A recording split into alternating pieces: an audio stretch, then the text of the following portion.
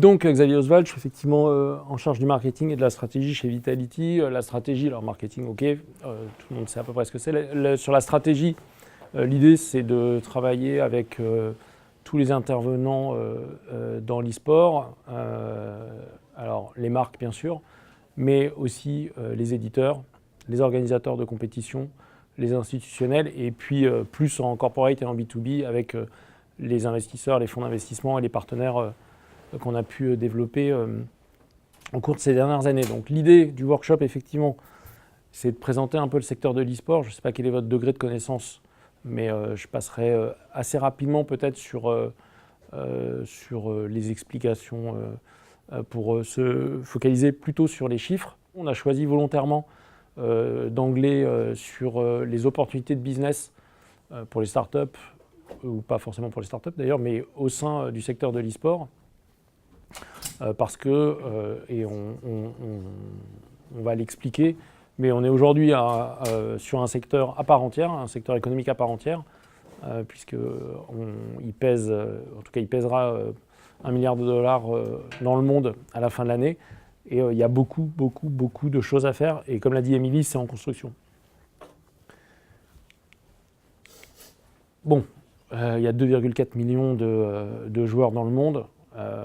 Mais ça compte ma grand-mère qui joue à Candy Crush. En revanche, l'e-sport, il y a 385 millions de fans dans le monde, majoritairement des hommes et majoritairement sur une tranche d'âge 13-35 ans.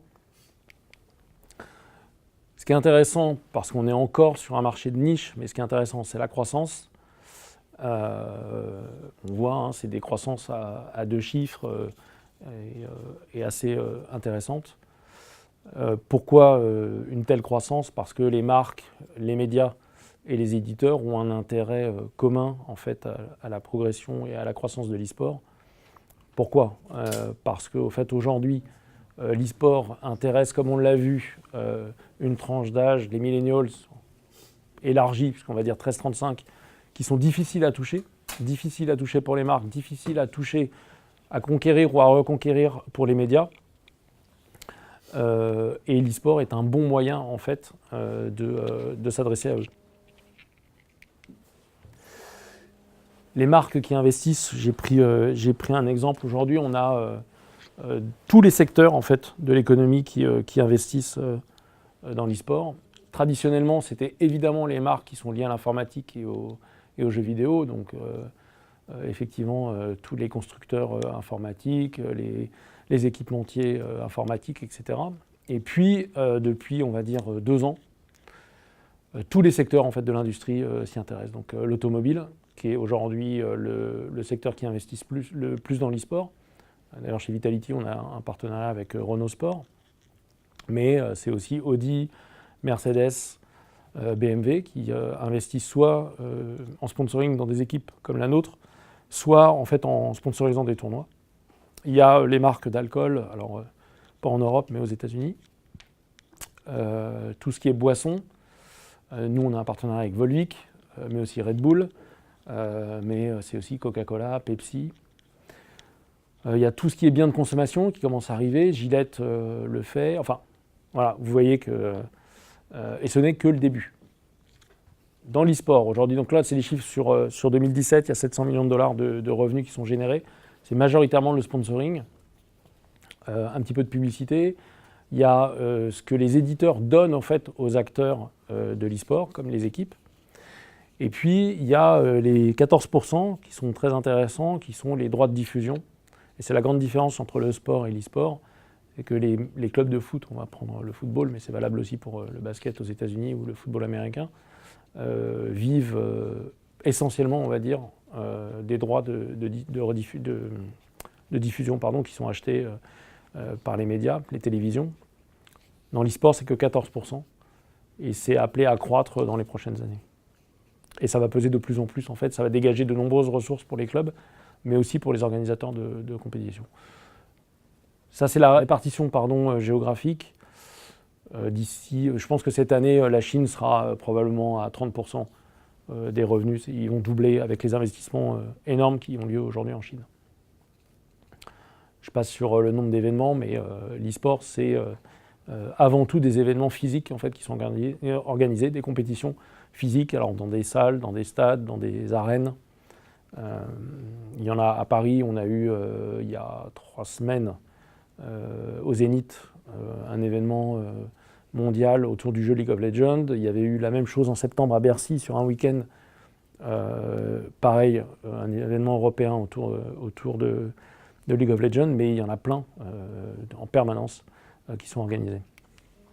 C'est un vrai, alors juste pour revenir là-dessus, c'est important parce qu'on parle effectivement des opportunités pour les entreprises, mais les collectivités territoriales, la mairie de Paris, mais même aussi les mairies se rendent compte en fait qu'il y a un vrai business à faire autour de l'e-sport, et en tout cas c'est pour eux un moyen aussi de s'adresser à la jeunesse locale et de mobiliser en fait en local pas mal d'entreprises. Il y a plein d'exemples. Hein. Alors il y a la Maximus Cup à Arles, où alors j'y suis allé, donc je peux témoigner. Et en fait, il y avait un aéropage d'élus locaux, alors la région, la chambre de commerce et d'industrie, la mairie, etc., qui voyaient dans l'e-sport et l'organisation d'un tournoi à Arles l'occasion en fait de donner une autre image en fait à la région et à la ville. La force de la France, c'est d'avoir beaucoup d'associations et donc qui ont créé des tournois un petit peu partout. C'est vraiment une exception européenne. Enfin, c'est une exception française en Europe. Donc, il y a la Gamers Assembly à Poitiers, la DreamHack à Tours, là, il y avait le SL Montpellier, enfin, la Lyon eSport. Il y a beaucoup de compétitions et de tournois qui sont aussi parfois des fêtes du jeu vidéo. Et il y a si on parle sur ces événements, des opportunités business, ou en tout cas des besoins, il y a beaucoup de besoins en production événementielle, beaucoup de besoins en production audiovisuelle, évidemment, en organisation. Et ça au-delà des répercussions aussi sur l'industrie hôtelière locale, il y a pas mal d'opportunités. Je passe sur, là, encore une fois, c'est la croissance. Hein, donc les 1,7 milliard ou 1, ici en 2020, c'est les gens qui ont entendu parler de l'e-sport. Clairement, pourquoi on passe de 2017 à 2020 avec une telle courbe et une telle croissance, c'est lié à l'arrivée des diffusions à la télévision de compétition, clairement. On revoit les tranches d'âge, clairement. Vous voyez, 52, on retrouve toujours les 70% de tranches d'âge, on va dire 10-35, autour de l'e-sport. Alors, j'aime bien faire le parallèle rapide avec le rock'n'roll. Dans les années 50, quand les adolescents de l'époque, avec 15 ans, ont découvert le rock'n'roll, ils ont grandi en fait avec le rock'n'roll. Et quand ils ont atteint l'âge de 30 ans, 35 ans, 40 ans, 50 ans, ils ne se sont pas dit « j'arrête d'écouter du rock'n'roll ». Non, ils ont évolué avec la musique a évolué avec eux. L'e-sport, c'est pareil. Donc en fait, de toute façon, la pyramide des âges, elle va se rééquilibrer. Pourquoi ? Parce que quand vous avez 15 ans, ou 16 ans, ou 20 ans aujourd'hui, que vous découvrez l'e-sport, sachant que le jeu vidéo fait partie en fait de la culture, dans 10 ans, dans 20 ans, dans 30 ans, vous continuerez en fait à consommer de l'e-sport, à aimer l'e-sport différemment, probablement moins que quand vous aviez 16 ans. Moi, je suis un bon exemple, hein, j'ai 45 ans, je suis né avec les jeux vidéo, presque, la première génération de jeux vidéo. J'adore toujours les jeux vidéo, évidemment, je ne joue plus comme je jouais avant. Pour autant, ça fait partie de mon périmètre culturel. Je passe vraiment rapidement sur les chiffres en France. Il y a 31 millions de joueurs en France, pareil que tout à l'heure sur le nombre les 2,2 milliards de gamers dans le monde. Évidemment, ça compte les gens que vous voyez jouer sur le mobile, dans le métro, à Candy Crush ou autre. En revanche, ce qui est intéressant, c'est qu'on est le 3e pays en Europe qui génère le plus de revenus autour de l'e-sport, après la Suède et la Russie. C'est notamment lié à ce que je vous ai dit tout à l'heure sur l'organisation, beaucoup d'organisations de compétition en local, beaucoup de ce qu'on appelle les LAN, qui créent encore une fois de l'activité. Je passe là-dessus, on en parle beaucoup, il y a beaucoup de reportages dessus, même si on a tendance beaucoup à mélanger l'e-sport et le gaming. Alors j'aurais peut-être dû commencer par là, mais l'e-sport, c'est la version compétitive du jeu vidéo. Donc même moi, je le restreins encore plus à la pratique compétitive du jeu vidéo, mais professionnelle. Et parfois dans l'e-sport, on mélange un peu tout et n'importe quoi. parce que ça arrange beaucoup de gens de faire grossir le gâteau et de dire que le marché il est énorme, alors que quand on regarde les chiffres, encore une fois, je crois que le chiffre d'affaires de l'e-sport en France, c'est 25 millions d'euros, donc c'est rien, on va dire. Il y avait un vice-président de Vivendi qui donnait le chiffre d'affaires du Carrefour ou du Auchan de Vélizy, je crois que c'est 200 millions d'euros. Voilà, donc c'est 10 fois plus que l'e-sport en France. Mais encore une fois, ce qui compte, c'est la croissance et ce qui va se passer dans les prochaines années. La répartition hommes-femmes, ça c'est intéressant encore quand on parle, si on parle aujourd'hui des opportunités dans l'e-sport. Il y a beaucoup d'initiatives qui sont aujourd'hui lancées pour amener les filles dans l'e-sport. Alors le gaming, non, on sait que les filles jouent aux jeux vidéo, probablement, alors peut-être pas autant que les garçons, mais pas loin. Par contre, vraiment s'intéresser aux compétitions professionnelles de jeux vidéo, il y a encore beaucoup moins de filles. Pourquoi ? Je ne sais pas, c'est peut-être parce que ça parle plus aux mecs et à la testostérone, mais en tout cas, il y a quand même beaucoup aujourd'hui de filles qui sont engagées dans l'e-sport, qui cherchent à promouvoir en fait leur discipline. Vitality, je vais essayer de passer rapidement sur qui on est, mais on a été créé en 2013 avec une première équipe sur Call of Duty. En 2015, on fait rentrer un investisseur, un business angel, qui nous permet d'entrer dans la ligue européenne de League of Legends, donc de racheter une équipe qui était présente dans la ligue, et ça fait tout de suite entrer Vitality dans une autre dimension, puisqu'on est présent sur le jeu League of Legends, qui est le jeu qui est le plus joué dans le monde aujourd'hui dans l'e-sport, et qui donne en fait une énorme aussi attractivité à la marque et au club. En 2016, on est champion du monde sur Rainbow Six, 2017 champion du monde sur FIFA. Et si on élargit un petit peu la stratégie de lancement en fait, des jeux et de positionnement des jeux, elle est aussi liée à une stratégie marketing, d'aller chercher des partenaires, des sponsors dans différents univers.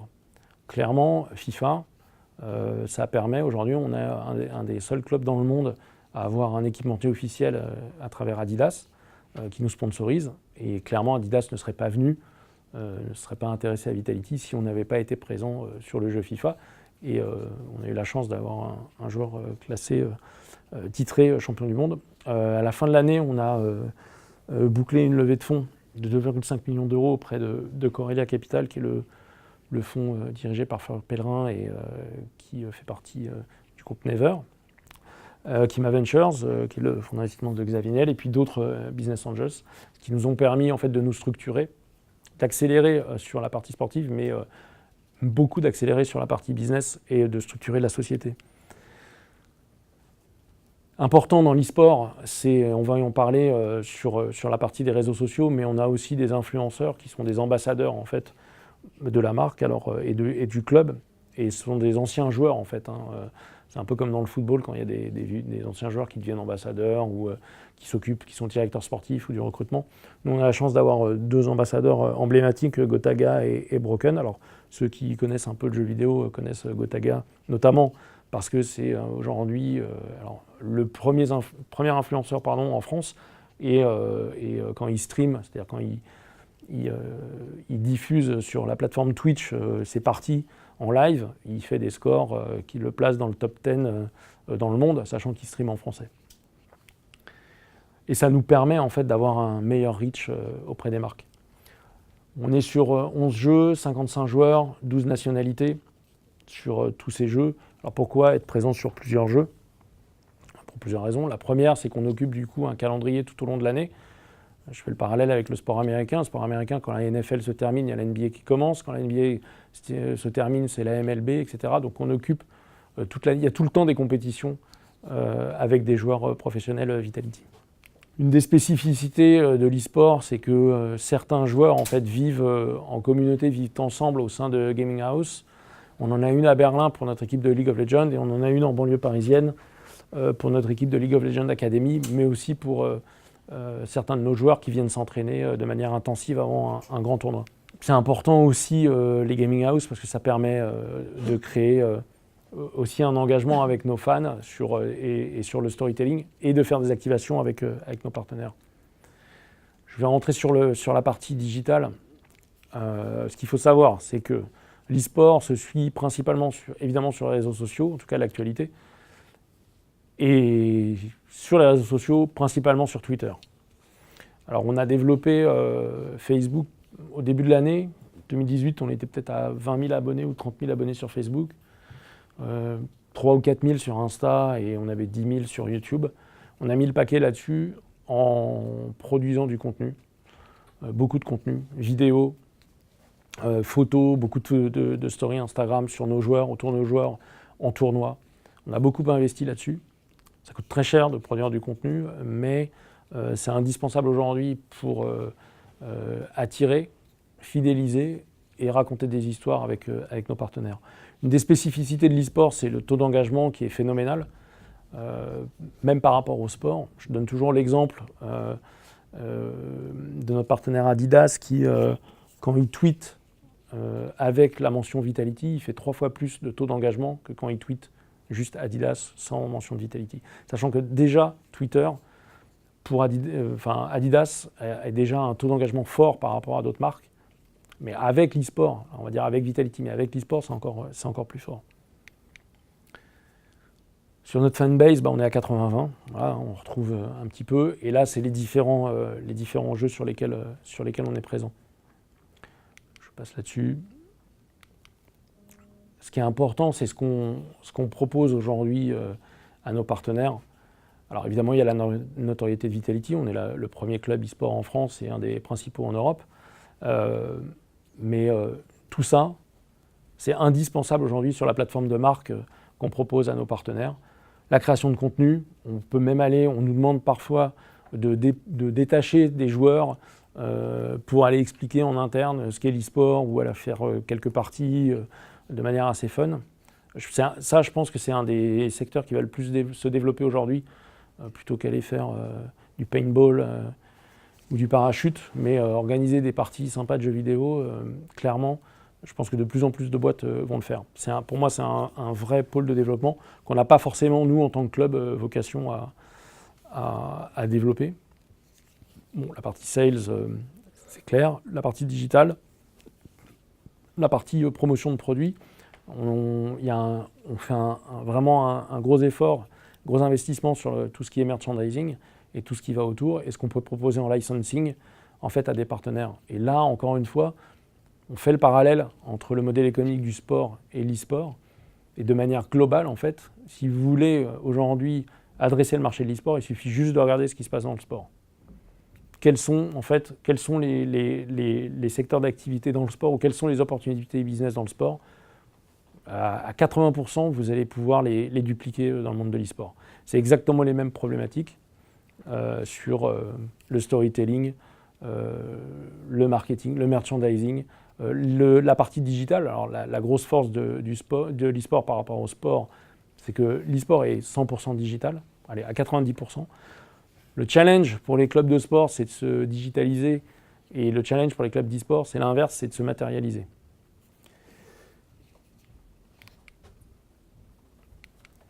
Tout ça, je passe, mais c'est hyper important ce que je vous disais tout à l'heure sur la création de contenu. Là, on voit un product placement qu'on fait avec notre partenaire Volvic.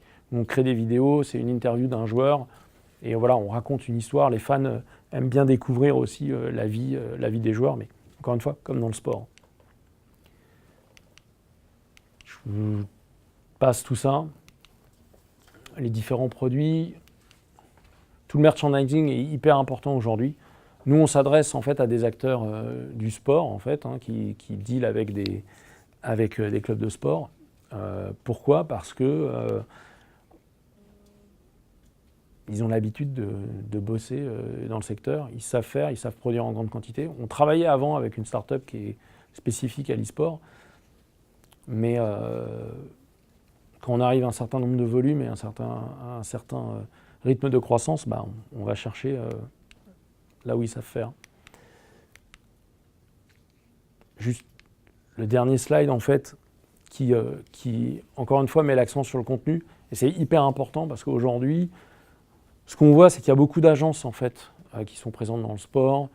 En gros, tous les grands comptes entendent parler de l'e-sport. Ils veulent tous faire de l'e-sport, plus ou moins, en se disant, bon, j'ai entendu parler d'un truc. En plus, en ce moment, il y a un jeu qui s'appelle Fortnite, qui casse un petit peu le plafond de verre et qui touche un petit peu tout le monde, même s'il n'est pas encore e-sport. En tout cas, il ne l'était pas jusqu'à cette nuit, pour ceux qui ont suivi l'actualité de l'E3 à Los Angeles. Mais bref.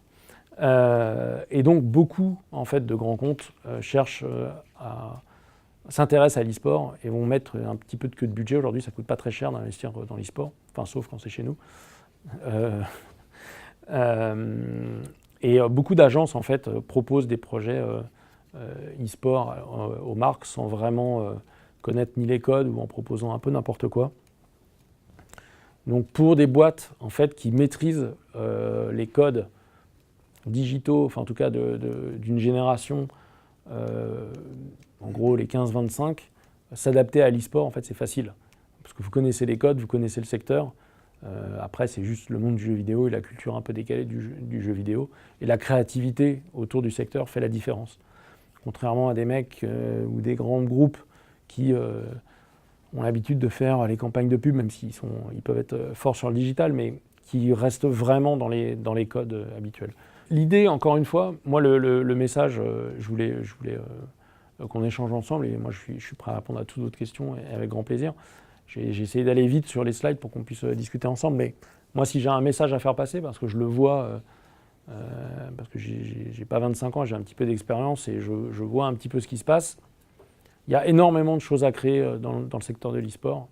Moi, si j'ai un conseil à donner, c'est vraiment de regarder ce qui se passe dans le sport, de regarder quels sont les success stories dans le sport, de start-up, etc., et de les copier en tout cas de les adapter au monde de l'e-sport. Il y a énormément de besoins en termes de data. En plus, il y a beaucoup de data qui sont disponibles en accès gratuit à travers les différentes API, alors les différentes plateformes, que ce soit Twitch notamment, qui est la plateforme détenue par Amazon de streaming, mais il y a énormément de choses à créer. Nous, on nous demande en tant que club, en fait, quand on va chercher, on vit principalement du sponsoring avec nos marques, et on a les mêmes codes, en fait, à délivrer, ou en tout cas les mêmes demandes de ROI que n'importe quel club de sport avec son sponsor. Donc on doit faire appel, en fait, aux mêmes méthodologies et aux mêmes acteurs. Donc aujourd'hui, nous, on bosse avec Nielsen Sport, mais on essaie aussi de travailler, on travaille aussi avec une start-up qui s'appelle Digital Insiders, parce qu'eux, ils ont un vrai savoir-faire, en fait, sur les réseaux sociaux et sur le web. Donc il y a des opportunités, clairement, pour tout le monde. Voilà, à votre disposition pour les questions. Bonjour. Comment est-ce que vous arrivez à avoir un retour sur investissement en termes de media value et surtout en termes de revenus par rapport à la plateforme d'accueil? Je prends un exemple. Moi, je suis dans les parcs d'attractions. J'ai fait pas mal de trucs sur les jeux vidéo. Vous avez 2000 geeks qui viennent s'enfermer, qui boivent que du Vitel, qui consomment rien. Et en plus, avoir, mis à part le grand écran LED qu'on va mettre à l'extérieur et la pub qu'on va faire résonner sur les réseaux sociaux, histoire de montrer qu'on avait un gros truc, ça attire peu de monde. Et j'ai vu les World Cyber Games, ça fait du bruit, ça fait de l'image et zéro revenu. Et du coup, je voulais savoir comment vous arrivez à le matérialiser, ça. Alors c'est plus une question pour les organisateurs de tournois e-sport, mais je vais vous répondre. Et le 3 juillet, j'organise une conférence à Station F où il y aura le directeur général de l'ESL France, qui est le plus gros organisateur de tournois au monde. Et je suis sûr qu'il sera à même de répondre de manière plus précise à vos questions, même si je vais y répondre avec les éléments. Alors, premièrement, nous, on est un club, Vitality. Donc, on est comme le PSG. Donc, on n'organise pas de compétition, on n'organise pas d'événements. OK ? C'est juste pour préciser. Pour revenir à la première partie de votre question sur la Valo Média, c'est exactement ce que je vous disais à la fin de mon intervention, c'est qu'on travaille avec Nielsen Sport parce qu'en partenaire, sponsor, maillot de Vitality, on a Adidas, Volvic, Renault, HP, Razer, qui sont, et il y en a deux autres, mais ces 5-là sont des multinationales qui ont l'habitude d'investir dans le sport. Et quand on va les voir pour aller choper des budgets de plusieurs centaines de milliers d'euros, évidemment, il y a des KPIs et ils demandent des ROI. Parmi les ROI, qu'est-ce qu'on leur propose en fait? Et le club, ce que je vais vous répondre en tant que club, est valable aussi pour des organisateurs d'événements, notamment. Qu'est-ce qu'on leur propose? On leur dit, OK, vous avez votre logo sur le maillot de Vitality. Donc, là, c'est le logo, par exemple, les maillots de Renault Sport, parce que c'est assez spécifique avec Renault. Mais où est-ce que je vois un maillot? Là, vous voyez, il y a Canal+, qui était sponsor, mais qui ne l'est plus. Il y a Omen, HP. Aujourd'hui, on a aussi Razer. Donc ça, en fait, on fait appel à Nielsen Sport qui fait, en fait, avec leur même méthodologie que dans le sport, ils font en fait du tracking et de la valo média. Donc en fait, on sait dire aujourd'hui à HP que la valo média de ses emplacements, de l'emplacement qu'il a sur son maillot sur l'année 2017, bah, ça a représenté tant en médias, on va dire, vidéo, donc Twitch, télévision, passage télé, etc. Et la valo aussi sur l'exposition sur les réseaux sociaux. C'est pour ça qu'on travaille avec une société qui s'appelle Digital Insiders, qui eux sont plus sur les réseaux sociaux, Twitter, etc. Ça, c'est pour répondre à votre première question sur la valo. Après, un sponsor, c'est comme dans le sport. Soit il va se positionner en tant que partenaire de Vitality parce qu'il veut faire de l'image, parce qu'il veut rajeunir, il veut communiquer un peu différemment, parce qu'il veut aller recruter. Nous, on a des demandes aujourd'hui de SS2I ou de Web Agency ou de grands comptes qui veulent en fait aller attirer des ingénieurs parce qu'ils ont du mal à recruter, ça leur coûte cher, ils ne savent pas comment leur parler. Et ils disent que l'e-sport, c'est un moyen pour eux de changer un petit peu le storytelling autour de leur société. Et alors maintenant, pour revenir à la deuxième partie de votre question sur les organisateurs d'événements. Alors,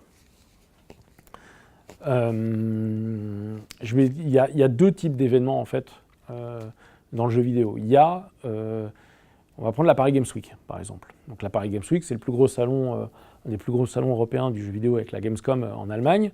Et au sein de la Paris Games Week, en fait, il y a un hall qui est réservé à l'e-sport, où là, il y a deux organisateurs de tournois au pluriel, le SWC et le ESL. Donc là, en fait, vous avez une partie qui est une foire du jeu vidéo avec tous les exposants, comme ce qui se passe aujourd'hui à l'E3, enfin en ce moment à l'E3 à Los Angeles. Puis vous avez une partie vraiment spécifique sur l'e-sport. Alors le modèle économique de la Paris Games Week d'Exposium, bah, c'est je vends des stands, et puis le modèle économique pour les exposants, bah, c'est de la com, hein, c'est que de l'image, a priori. Donc ça, et après, ça rentre dans leur budget de communication. Comment ils arrivent à gagner de l'argent là-dessus, j'en sais rien. Si vous êtes positionné en tant qu'organisateur enfin en tout cas, d'événements autour du gaming ou de l'e-sport, le business model, j'imagine que c'est le même quand vous faites un salon sur n'importe quel type de secteur d'activité où vous faites payer les exposants et puis derrière vous communiquez, enfin j'imagine que vous faites de la pub aussi, vous allez voir des annonceurs. En fait, nous, les parcs d'attractions, on n'est pas organisateurs, on est lieu d'accueil. Vous êtes lieu d'accueil, oui. En fait. Les organisateurs viennent et on s'aperçoit qu'en fait, mais c'est comme Exposium, dont vous parliez à l'instant, ils vous vendent la Lune, ils sont incapables de la décrocher. Alors, j'en sais rien, mais je ne connais pas trop le modèle économique, mais alors je vais vous détailler sur l'e-sport aujourd'hui comment un organisateur d'événements e-sport type ESL ou SWC gagne de l'argent. Bah, en fait, ils organisent une compétition et eux-mêmes monétisent en fait cette compétition. En fait, c'est comme la Ligue de foot qui organise son championnat. Donc, qu'est-ce qu'ils vont faire? Ils vont aller chercher des partenaires type, ce que je vous disais, Mercedes a signé un deal avec le ESL au niveau mondial de plusieurs millions de dollars parce que c'est ESL avec Mercedes. Donc, ils font plein d'activations, de pubs autour du tournoi. Il y a le MVP du tournoi gagne une Mercedes, etc. 1. 2, ils vont vendre des droits qui sont liés à la compétition, donc des droits de diffusion à la télévision s'ils y arrivent, mais à minima sur des plateformes comme Facebook Live, Twitch qui appartient à Amazon ou YouTube Gaming par exemple. Et 3, après, ils font pas mal de merchandising à travers leur site web qui est intégré en fait à la diffusion. Donc vous pouvez acheter des maillots de participants, plein de choses, plein de contenus digitaux que vous pouvez vendre. Et vous êtes quel parc d'attractions? En fait, moi je suis un ancien Disney, j'ai le Okay. Disney Village, j'ai déjà du parc Astérix après. J'allais mentionner Disney. On est filmé, mais tant pis. Disney a beaucoup cru en fait. Euro Disney a beaucoup cru à l'e-sport et au gaming. Et puis ils ont fait marche arrière toute là depuis 6 mois, en se rendant compte effectivement. C'est le troisième plan social. Oui, en se rendant compte que c'était plus compliqué que ça en fait, et que ça coûte cher en fait d'organiser des événements e-sport. Faut pas croire que c'est juste, c'est de la prod événementielle. Donc tous ceux qui font de l'événementiel ou de la prod savent que c'est cher entre l'organisation et puis en plus c'est des moyens techniques importants et qui sont spécifiques en plus puisque c'est beaucoup diffusé sur le web. Et voilà, ça demande des compétences très spécifiques. Et en plus, quand on organise un tournoi, il faut défrayer les joueurs. Donc, quand c'est un tournoi international, faut payer les joueurs qui viennent de partout dans le monde. Il y a un cash prize aussi, hein, c'est sur le même principe que les tournois de tennis. Donc les vainqueurs gagnent de l'argent. Donc voilà. Je voudrais pas monopoliser la parole, mais si je dois Non, comparer avec le snowboard ou des événements, moi je suis un ancien type X Games et compagnie, et on s'aperçoit qu'à ce moment-là, le public qui vient sur les X Games, il consomme à côté. Le public qui vient regarder, au Futuroscope, on avait fait la première Coupe du Monde de jeux vidéo il y a longtemps. Hein. Eh bien moi j'ai recompté, j'ai cliqué les gens, déjà c'était pas le même nombre qui était annoncé par l'organisateur, mais ensuite surtout on s'aperçoit qu'ils consomment rien à côté. Alors, c'est un public à part. Non, oui, alors. C'est bien pour l'image, mais ça s'arrête là. Non, alors oui, mais non. C'est-à-dire que oui, ils ne consomment pas ce que on consomme d'habitude. En fait, c'est ce que je vous disais tout à l'heure sur les agences, on peut l'étendre à plein de choses, à plein de choses. C'est-à-dire qu'il faut proposer quelque chose de différent. Aujourd'hui, je peux vous garantir qu'il y a énormément d'argent dans l'e-sport de la part des fans et que les fans dépensent énormément d'argent. Mais ils dépensent énormément d'argent différent. Je vais vous donner un exemple. Un des plus gros éditeurs au monde s'appelle Valve et il édite 2 jeux qui sont parmi les 4 jeux principaux e-sport. Un, il s'appelle Counter-Strike et un autre qui s'appelle Dota 2. Dota 2, tous les ans, d'ailleurs on y approche, c'est l'été, au mois d'août, tous les ans, il y a on va dire l'équivalent du championnat du monde du jeu, sur ce jeu, qui a lieu aux États-Unis, donc à Seattle. Bon, cette année c'est à Vancouver, mais bon. Et l'éditeur met 1,6 million de dollars de cash prize à gagner pour l'équipe qui gagne et qui va gagner le tournoi. Enfin, c'est le pool global, puisque on va dire qu'il y a 60% qui va à l'équipe numéro 1, 10% aux 2, etc., etc. Donc il dit, moi je mets 1,6 million de dollars. Et en fait, il ouvre à la communauté plein de contenus digitaux que vous pouvez acheter, et une partie, et 25% du chiffre d'affaires qui est généré par la vente de contenus digitaux est reversé au cash prize. Résultat, ce tournoi, tous les ans, il pète des records, et l'année dernière, c'était 26 millions de dollars à gagner pour l'équipe qui gagne. Ça veut dire quoi? Ça veut dire que Valve a vendu pour 100 millions de dollars de contenus in-game, digitaux, autour de cet événement en 3 mois. Tous les ans, c'est mai, juin, juillet, ouais, c'est ça, en 3 mois et demi. Donc en fait, il y a beaucoup d'argent dans l'e-sport. Mais je pense qu'effectivement, la salle à Vancouver ou à Seattle ne fait pas péter la vente de bière ou de sandwich. Non, ou ne fait pas péter la vente de, je ne sais pas, ce qui se vend habituellement sur des salons. Mais par contre, je peux vous garantir que derrière, ça consomme. Mais ça consomme différemment. Donc je pense qu'il y a, c'est pas je pense, j'en suis sûr, c'est juste qu'il faut adapter en fait les codes de l'e-sport, du jeu vidéo et de l'e-sport à votre business model. Bonjour, moi j'avais une question sur l'engagement des communautés, notamment des communautés à l'international, ce qu'on voyait dans un de vos ambassadeurs dans le top 10 je crois des streamers Twitch. Gotaga, Comment vous gérez ça aujourd'hui sur des événements live ou autres pour engager sur, j'imagine, des plateformes qui vont au-delà de Twitch? Alors, en fait, il faut classer les plateformes occidentales et asiatiques. Les chiffres chinois, alors les plateformes, il y a un monde à part qui s'appelle la Chine, qui est hyper puissant économiquement et sportivement dans l'e-sport, mais ils ont leurs propres réseaux sociaux et ils ont leurs propres plateformes de diffusion. Et les chiffres de ces plateformes de diffusion ne sont pas vérifiables. Donc nous déjà, côté western, on va dire, on ne s'occupe pas trop, on voit des chiffres passer, mais on ne sait pas trop. Par exemple, je n'ai aucune idée du nombre de fans de Vitality en Chine. Je ne pense pas qu'il y en ait beaucoup, mais ça se trouve, il y en a, je ne sais pas. Ce qui peut poser un problème d'ailleurs, puisqu'aujourd'hui on est sur un jeu qui s'appelle Arena of Valor, qui est joué par 250 millions de personnes dans le monde, dont probablement 220 millions d'Asiatiques, et on va participer à la Ligue chinoise cet été. Je vous avoue, je ne me suis pas encore penché sur le sujet, mais ce serait intéressant de voir en gros ce qu'on va avoir en termes de chiffres d'engagement. Pour répondre à votre question, Gotaga, on sait effectivement qu'il fait partie il fait des stats, il est dans les 10 meilleurs streamers au monde en termes de stats, mais on sait que 95% sont des Français. Ce qui est encore plus remarquable, ce qui montre son reach en France. Parce qu'il il est avec des streamers américains qui streament en langue anglaise et donc qui touchent un public international. Alors après, nous, on mesure tout en fait. Toute l'activité sur nos réseaux sociaux est monitorée par une agence ou par nous-mêmes en fait. Donc on sait, et d'ailleurs ça fait partie de nos KPI, ça fait partie en fait des datas qu'on délivre à nos partenaires pour leur montrer le reach qu'on a eu, ou l'impact, l'exposition de leur marque, etc. Ça répond à la question? Ma question, c'était plutôt quel type de contenu? Est-ce que c'est par exemple vous publiez des entraînements au-delà, on va dire, du brand content? Alors, vraiment le contenu pur? Oui, pardon. Qu'est-ce que vous produisez sur quelle plateforme et pourquoi ces plateformes-là? Ok, alors à l'e-sport, le storytelling est hyper important.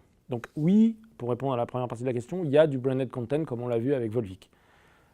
En fait, nous aujourd'hui, on produit 3 types de contenu. On produit du contenu pour des marques, donc c'est intégré en fait dans le deal de sponsoring, tu as le droit à une version les yeux dans les bleus, version Vitality. Okay, donc ça, c'est typiquement un contenu spécifique comme on l'a vu avec Volvic. Deuxièmement, on va produire du contenu pour notre communauté. Donc ça fait partie du budget marketing et communication et on le fait. Et c'est beaucoup de contenu, et là je parle de contenu vidéo. Ça coûte cher à faire, mais c'est indispensable parce qu'on a une logique premium et donc on fait beaucoup de contenu de bonne qualité. Ce qu'il faut savoir, c'est que les 2 cofondateurs de Vitality sont des anciens monteurs de M6, donc ils ont un prisme important sur le contenu vidéo.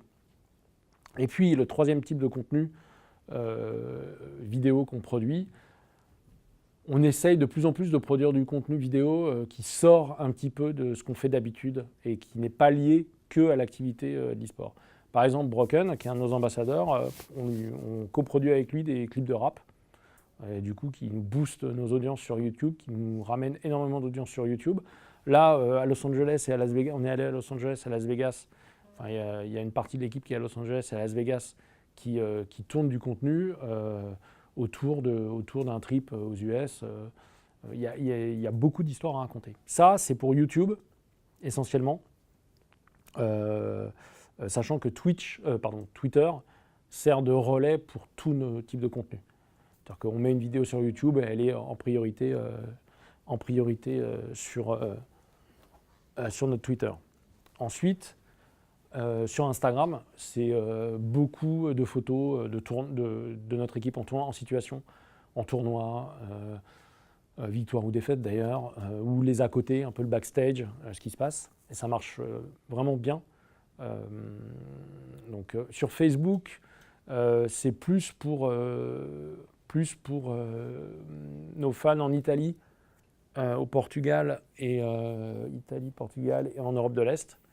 Pourquoi? Parce qu'en fait, notre équipe League of Legends, qui est une très bonne équipe depuis le championnat de cet hiver, a un joueur italien et un joueur portugais et un joueur polonais. Et en Pologne, en Italie et au Portugal, ils se servent beaucoup de Facebook. Donc en gros, on a appris à aussi beaucoup publier sur Facebook pour les satisfaire. Et sur Twitter, ce qui est très important, on a une partie community management, clairement, donc vraiment le lien avec nos fans, et une partie presque relation client, on va dire, où on a toute une mise à jour sur notre merchandising et évidemment toute l'actualité qui est liée à l'équipe. Ce qui fait qu'on a, alors j'ai plus en tête, mais combien on avait de tweets, j'ai plus le chiffre en tête, mais depuis le début de l'année, on doit tweeter, je sais pas, 5 à 10 fois par jour. Parce qu'en fait, on a une actualité en permanence. Et puis alors des jours, par exemple là, encore une fois, il y a l'E3 à Los Angeles, donc entre la journée d'hier plus ce qui s'est passé cette nuit avec Gotaga sur Fortnite, etc., il y a eu beaucoup de tweets. Ça répond à votre question cette fois-ci? Juste un complément. Et sur le live, le prorata de live dans cette fabrication de nous, on ne stream pas. En tout cas, nos joueurs ne streament pas. Et nous, nos joueurs, en fait, sont des joueurs professionnels. Et la priorité pour eux, c'est de s'entraîner. C'est pas de streamer. Et on ne peut pas être streamer et joueur compétitif de haut niveau. C'est pas vrai. Ça n'existe pas.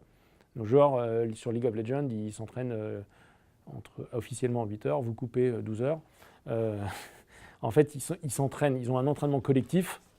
Et après, ils ont un entraînement individuel. Mais alors, pour le coup, c'est eux qui choisissent de s'entraîner. mais ils n'ont pas le temps de streamer. Alors s'ils streament, ils vont le faire en off-season, ou 1 heure, parce que pendant leur jour off, ça les intéresse. Donc on n'a pas de stats sur le live, parce que ce n'est pas notre activité, on n'est pas un média. En tout cas, on n'est pas un média de diffusion de contenu live. Et justement, c'est pas un intérêt de demain de devenir un média? On est un média, mais on n'est pas un média de diffusion live.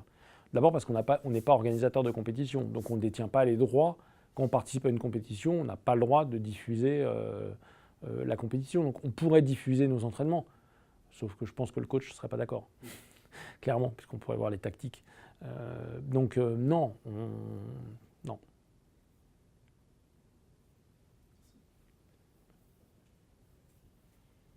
Est-ce qu'il y a d'autres questions? N'hésitez pas.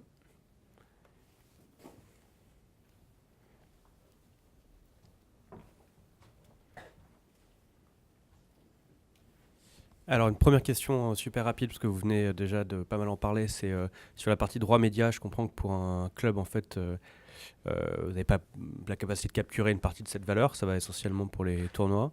Ouais, alors finissez, puis je vous dirai pourquoi non. Et la deuxième question, c'est est-ce que vous pouvez nous expliquer un peu ce que c'est que Vitality en tant qu'entreprise, donc indépendamment des 50 joueurs qui travaillent, c'est quoi les métiers? Ok.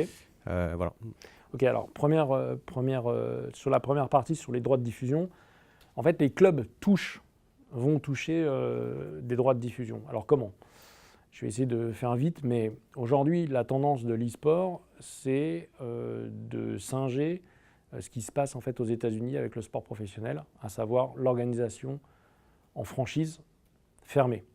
Avec, en fait, comme la NBA ou la NFL, vous achetez votre place dans la ligue et vous êtes certes adversaire sur le terrain, mais vous êtes partenaire commercial, vous êtes partenaire marketing. Et donc, il y a un pool en fait, du sponsoring et des droits de diffusion.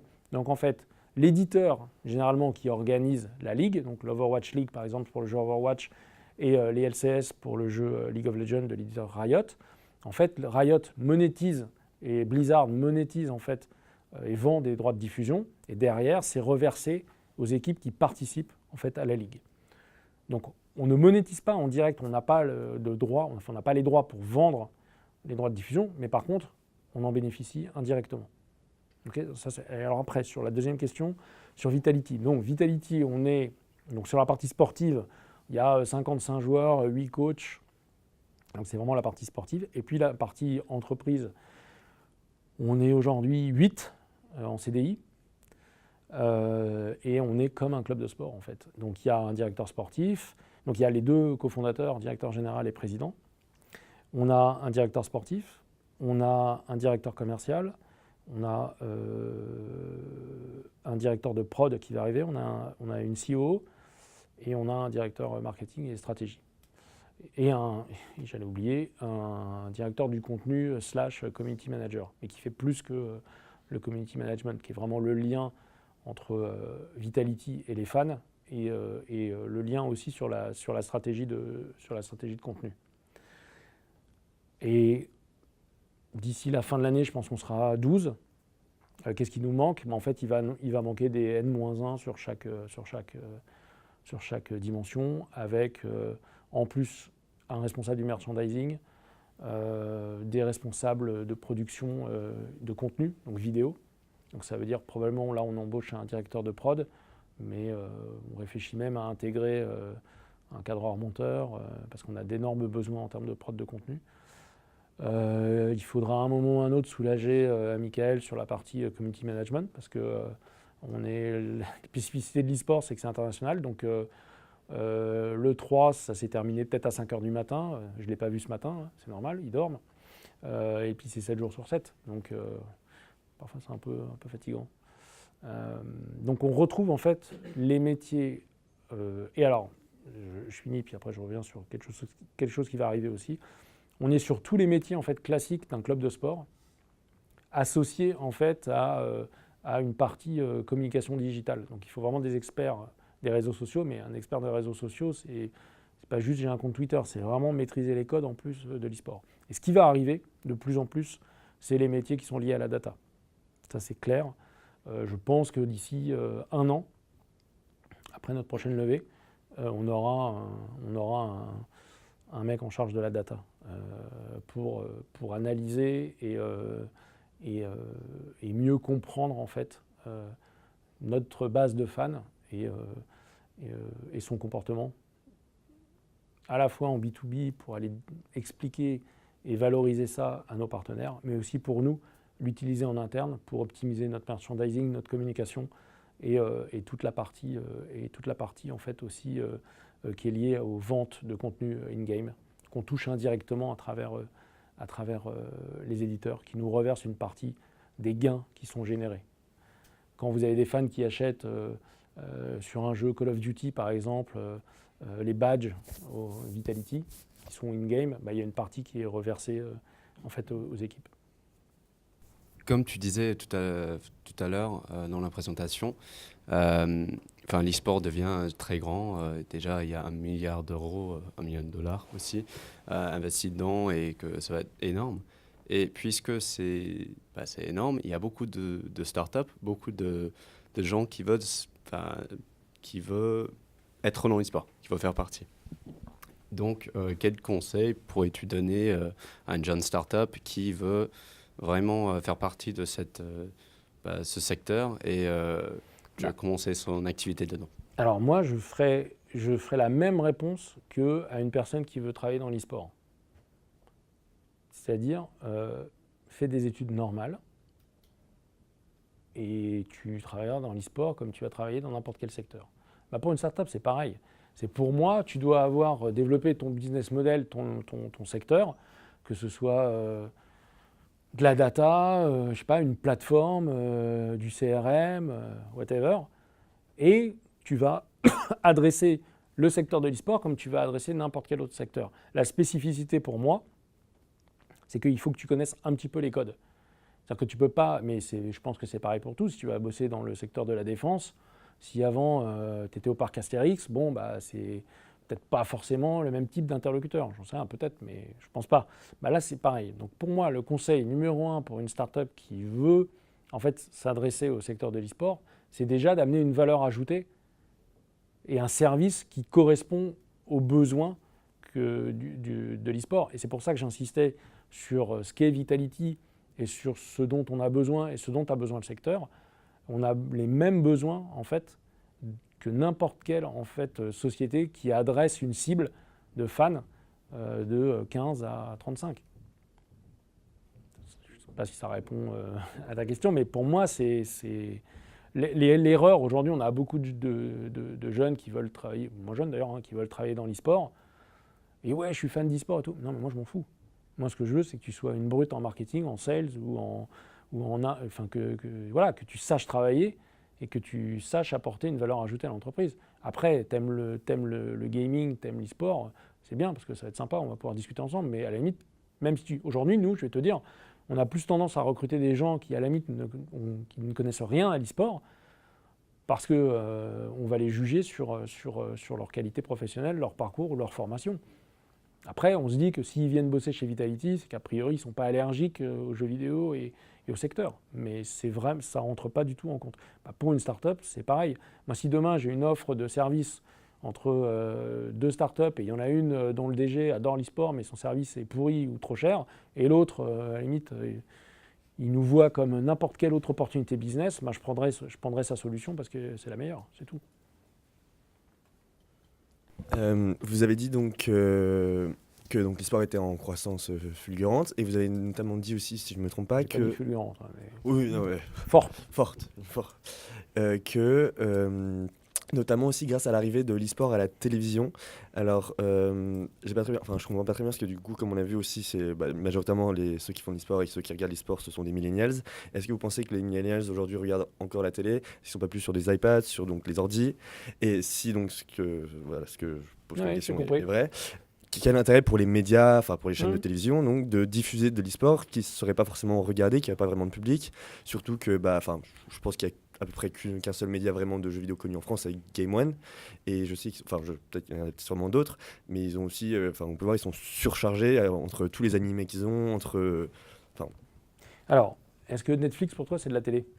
Tout à fait. Enfin, non, c'est pas de la télé. Voilà, donc tu as répondu tout à fait. Non, Donc en fait, non mais je vais c'est pas répondre. En fait, pour moi, la télé, c'est plus linéaire. La télé, c'est plus ça, en fait, la télé. C'est juste que la consommation de la télévision ou de contenu audiovisuel change. Mais tu regardes Netflix, Hulu ou même sur une appli ou Molotov, en fait, tu regardes la télé. Il n'y a jamais eu autant de production audiovisuelle. Tu vois Amazon qui met, je ne sais plus combien ils ont annoncé, de milliards de dollars dans la production de séries télé. Donc, c'est juste la consommation de produits audiovisuels qui change. Et les plateformes. Donc moi, quand je parle de télévision, c'est en fait, ça peut être MyCanal, ça peut être beIN Connect, ça peut être Netflix, etc. Donc, ce qui est important pour l'e-sport, c'est de sortir en fait de Twitch et de sortir de Facebook Live, c'est d'aller toucher le maximum de personnes. Et tu vas chercher le maximum de personnes avec la télévision, quel que soit, alors, télévision encore une fois, quel que soit le moyen de diffusion. Et pour moi, c'est clé. Pourquoi aussi? Parce que les décideurs, ils ont peut-être 50 ans ou 60 ans et ils connaissent que la télé, quoi. En tout cas, ça leur parle plus que ça. Et après, non, l'enjeu pour les médias, il est hyper important. C'est pas un hasard si Disney, à travers ESPN, se positionne aussi sur l'e-sport. Quand tu regardes aux États-Unis, c'est la première fois que les audiences de NFL baissent à la télévision. Tu regardes l'âge moyen des téléspectateurs du sport à la télé, le golf, 60 ans, ok, mais la NFL, c'est 51 ans, le football américain. Le baseball, c'est 49. Le basket, c'est 44. Donc, les audiences du sport à la télévision, l'audience vieillit et ça baisse. Les abonnements, les États-Unis ont un gros problème de renouvellement en fait, des abonnements au cable network. C'est très spécifique aux États-Unis, mais tu regardes ESPN, la courbe, elle est comme ça, hein, comme ça. Donc en fait, qu'est-ce qu'ils doivent faire? Ils doivent proposer des nouveaux contenus pour aller conquérir ou reconquérir en fait une audience qu'ils sont en train de perdre. Donc l'e-sport, c'est encore une fois, je reviens à ce que je disais au départ, c'est pas un hasard en fait si tout le monde se met à l'e-sport. C'est pas juste oh tiens ça m'amuse les jeux vidéo, non ils s'en foutent. C'est un produit qui aujourd'hui attire et est susceptible de plaire à tous les annonceurs. Je l'ai vu tout à l'heure, toutes les marques qui investissent aujourd'hui dans l'e-sport. Un mec, un planeur stratégique, il ne va pas te dire oh, tiens, je vais sur l'e-sport parce que c'est fun. Non, il s'en fout. C'est juste qu'il regarde, ça correspond à l'audience, il va adresser le budget, etc. C'est hyper important de comprendre ça. Merci beaucoup. Juste une stat pour compléter. L'événement League of Legends à Paris il y a 3 semaines. Parce que nous, on travaille un peu avec Riot Games. Ils ont fait 134 millions de viewers sur le live. Oui, mais c'est bullshit. Et c'est les chiffres chinois, c'est ce que je disais. Ouais, mais en comparatif avec les mêmes chiffres chinois, c'est 3 fois un Super Bowl. Donc non. Même si on descope 2-3 fois les chiffres... Non. Alors justement, c'est tout ce qu'il faut pas... Alors non, là, je veux vraiment m'arrêter là-dessus parce que c'est l'enfumage total, ça. Pourquoi? Parce qu'en fait, on compare, c'est comme on voit les chiffres sur... la finale des championnats du monde de League of Legends à Pékin a fait plus de vues que le match de NBA, machin. Pipeau total. Pourquoi? Parce que tu compares deux choses sur 2 layers différents. D'abord, tu compares des audiences télé, où on considère que tu as un téléspectateur est comptabilisé à partir du moment où il regarde 30 minutes, avec un viewer sur Twitch qui se connecte 1 seconde, et ça comptabilise, et il se déconnecte, il revient, ça le recomptabilise. D'accord? Ça, c'est la première chose. Et deuxième chose, tu vas comparer une compétition, les championnats du monde de LoL qui a lieu sur 15 jours, où il y a 20 matchs, avec un match de NBA, ou un Super Bowl, un match de NFL. Alors, je suis d'accord sur la durée de l'événement, entre un week-end et un match de 4 heures, mais là, c'est digital à digital. Parce que le Super Bowl en digital cette année a fait 46 millions de viewers, à comparer aux 134. Donc même si on prend les mêmes ratios, et dans les 46 millions de viewers sur un Super Bowl en digital, il y a en effet des mecs qui arrivent, qui se connectent 3 secondes et qui s'en vont. Je ne sais pas comment ils ont calculé les audiences, mais alors après, par exemple sur le MSI, donc, qui était le tournoi qui a eu lieu il y a 3 semaines à Paris, on a dit, donc qui est le tournoi international, sur League of Legends, on a dit il y a eu 150 millions de viewers, dont 145 millions en Chine. Va vérifier les chiffres en Chine. Personne n'est capable de dire si c'est vrai ou c'est pas vrai. Et tu peux le regarder sur toutes les audiences de tournois e-sport. Il y a d'ailleurs maintenant, ils font même avec viewership chinois, sans viewership chinois. Pour te dire, tu vois. Et les mecs qui font les audiences, tu vois. Donc, je dis pas, et en fait, j'insiste là-dessus parce qu'on n'a pas besoin de survendre le truc. On n'a pas besoin de survendre. L'e-sport, la croissance, elle est massive. Et on n'a pas besoin de dire ça fait plus que le Super Bowl, ça fait plus que la NBA. C'est pas vrai en plus. Et donc, en fait, il faut juste. Et le risque, c'est d'être hyper déceptif. Parce que tu as un mec qui va arriver, on va lui dire, un directeur marketing d'un grand compte va lui dire attends, mais regarde, ça fait plus que le Super Bowl. Ok, banco, je mets mon budget. Et puis derrière, on va te présenter les chiffres. Le mec, il se fait avoir une fois, il ne va pas revenir 2 fois. Donc c'est hyper dangereux de survendre en fait l'e-sport sur les audiences. Hyper dangereux. Moi j'ai plein d'exemples. Encore une fois, on est filmé, donc je ne le dirai pas, mais il y a plein d'exemples de marques qui sont venues et qui ne veulent plus revenir, parce qu'on leur a fait une fois, on leur a pas fait 2 fois. Donc ça va mettre 3 ans avant qu'ils reviennent. Donc il faut faire hyper gaffe à ça. Parce que la force en fait aujourd'hui de l'e-sport, c'est pas le reach, c'est l'engagement. Donc, et c'est l'audience. C'est la typologie de l'audience que tous les annonceurs cherchent.